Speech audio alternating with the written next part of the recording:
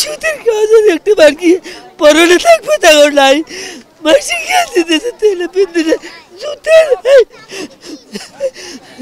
35,000 টাকা ছিল সংসার হয়ে গেছে পুরিয়া। ঢাকার বাড়ি বইয়া 60 বছর বয়সা কামাই করছি সব শেষ সব শেষ আর কি কমু সব শেষ পুরিয়া ছাই হয়ে গেছে কামাই পয়সা বলো নাই যত দুঃখ কষ্ট করলাম সব একবারে 1 ঘন্টায় শেষ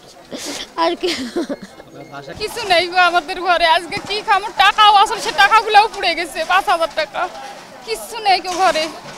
এক মুঠ খাওয়ার মতো কিছু নেই এখন কই যামু কই থাকমু সেই চিন্তা ভাবনা আর কিছু নেই জীবন শেষ পায়ে জুতা পর্যন্ত না পাইনি একটা পরনের কাপড় শুদ্ধ লেয়া পাইনি কেউ সব পুড়ে গেছে একটাও কিছু নিতে পাইনি। সঠিক প্যাড আর সঠিক তথ্য দিয়ে এসব সামলে নিব এক হয়ে মোনালিসা স্যানিটারি ন্যাপকিন। টোটাল বাড়িতে রুম ছিল হচ্ছে 46টা 46টা রুম তো 46টাই পুড়ে গেছে অবশিষ্ট তো কিচ্ছু নাই সবই শেষ। আর এটা তো ওই যে মধ্যরাতে হওয়ার কারণে সবাই তো ঘুমেছিল এ কারণে মানে দুর্ঘটনাটা ঘটার পরে যার যা কিছু ছিল মানে কেউ কিচ্ছু নিতে পারে না সোজা কথা পরনে যা ছিল সেটা নিয়েই বের হয়ে গেছে। প্রায় 4.5 লাখ টাকার মতো মাল ঘরে আসছিল সেগুলো ক্ষয়ক্ষতি হয়েছে আর সুযোগ সুবিধা এখনো কোনো সুযোগ সুবিধা দেয় নাই আর পাওয়ার চিন্তা আপনার তেমন নাই কোনো লোক নাই কিরম নাই মানে কেউ আসে না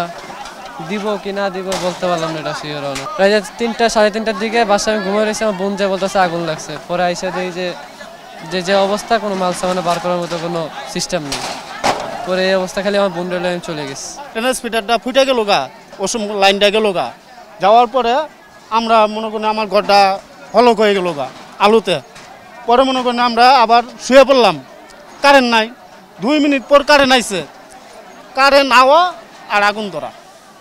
আমরা কিছুই বাই করতে পারিনি যে পিন্ধন যা আছে এটি বাই করছে এখন আমগরে থাকার মতো একটা ব্যবস্থা যদি কেউ করে ভালো হবো।